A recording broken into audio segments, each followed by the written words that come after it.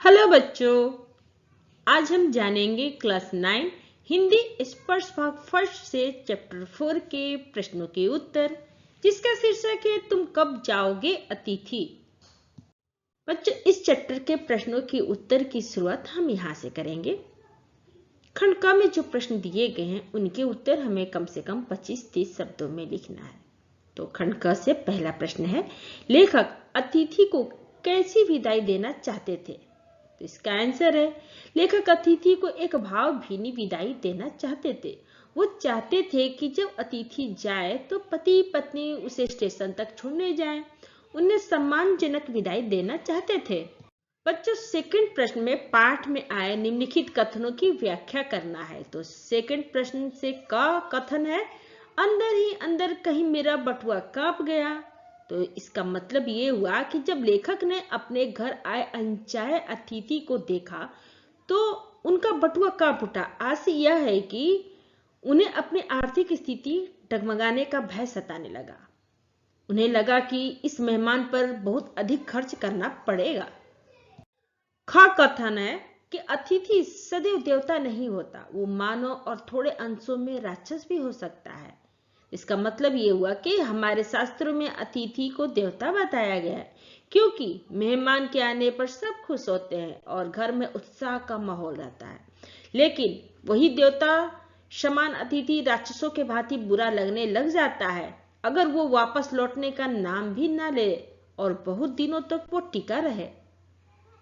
ग कथन है, लोग दूसरे के होम को स्वीटनेस को काटने ना दौड़े।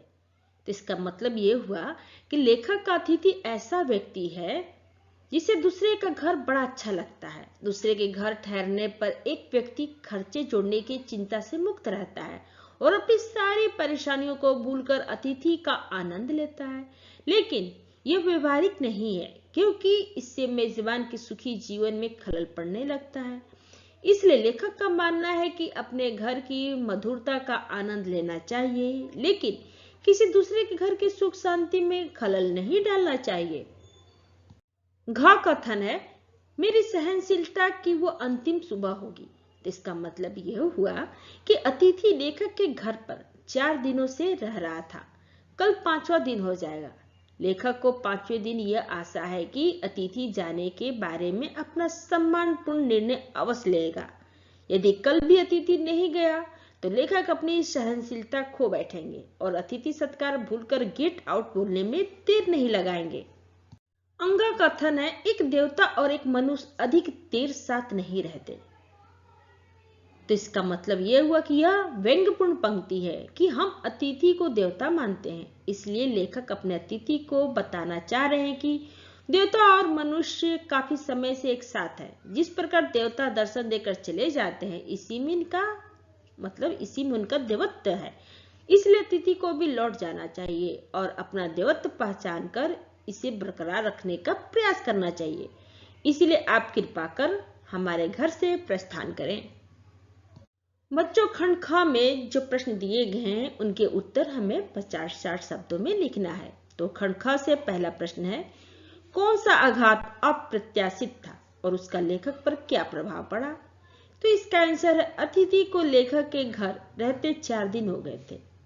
इसलिए लेखक और उनकी पत्नी की पूरी आशा थी कि अब वे वापस लौटने का निर्णय जरूर ले लेंगे। लेकिन हुआ इसका बिल्कुल विपरीत। तीसरे दिन अचानक अतिथि ने धोबी को कपड़े देने की इच्छा जाहिर की। धोबी को कपड़े देने का सीधा अर्थ था कि अभी कुछ दिनों तक अतिथि वापस नहीं लौटेगा। यह एक अप्रत्याशित आघात था जिसका चोट बहुत मार्मिक था। इससे लेखक और उनकी पत्नी का गुस्सा और बढ़ गया था। सेकंड प्रश्न है, संबंधों का संक्रमण के दौर से गुजरना। इस पंक्ति से आप क्या समझते हैं, विस्तार से लिखिए।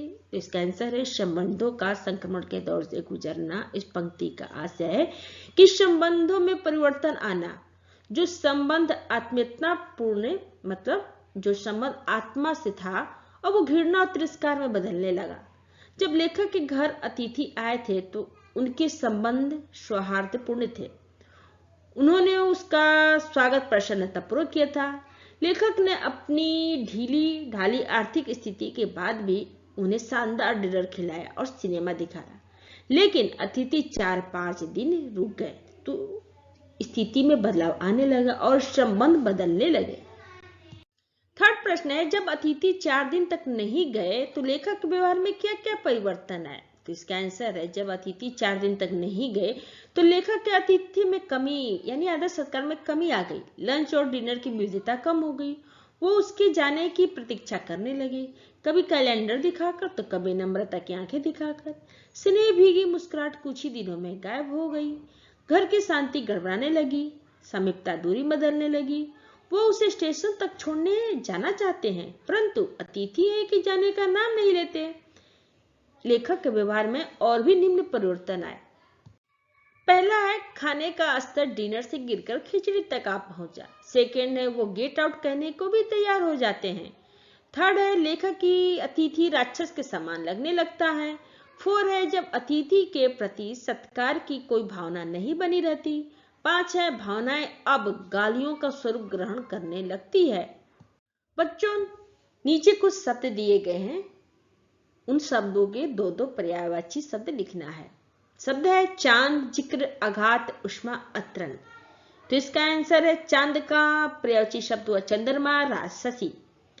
जिक्र का पर्यायवाची शब्द हुआ उल्लेख, वर्णन। आघात का पर्यायवाची शब्द हुआ प्रहार, हमला। उष्मा का पर्यायवाची शब्द हुआ गर्मी, ताप। अतरंग का पर्यायवाची शब्द हुआ भीतरी, आंतरिक। बच्चों, नीचे कुछ वाक्य दिए गए हैं, इन वाक्यों को निर्देश अनुसार परिवर्तित करना है। तो प्रश्न है क, हम तुम्हें स्टेशन तक छोड़ने जाएंगे, इसे नकारात्मक वाक्य में बनाना है। ख प्रश्न है, किसी लॉन्ड्री पर दे देते जल्दी धुल जाएंगे, तो इस वाक्य को प्रश्नवाचक वाक्य में बनाना है। क वाक्य है, सत्कार की उष्मा समाप्त हो रही है, तो इस वाक्य को भविष्यत काल में बनाना है। घ प्रश्न है, इनके कपड़े देने हैं, इस वाक्य को स्थान सूचक प्रश्नवाची शब्द में बनाना है। अंग प्रश्न है, कब तक टिकेंगे ये, तो इस वाक्य को नकारात्मकता में बनाना है। तो इसका उत्तर हुआ क का, हम तुम्हें स्टेशन तक छोड़ने नहीं जाएंगे। ख का उत्तर हुआ, जल्दी धुलवाने के लिए क्या हम कपड़े लॉन्ड्री पर दे दे। ग का उत्तर हुआ, सत्कार की उष्मा समाप्त हो जाएगी। घ का उत्तर हुआ, इनके कपड़े वहां देने हैं। अंगा का उत्तर हुआ, ये अब नहीं टिकेंगे। अगर आपको मेरा ये वीडियो अच्छा लगा हो तो लाइक करें, या फिर कोई डाउट हो तो आप हमें कमेंट बॉक्स में लिख कर बताएं। अगर आप पहली बार मेरे चैनल पे आए हैं तो सब्सक्राइब करें और बेल आइकन को प्रेस करें, जिससे आपको मेरे नए वीडियो का नोटिफिकेशन सबसे पहले मिले। थैंक यू बच्चों, फिर मिलते हैं अगले वीडियो में।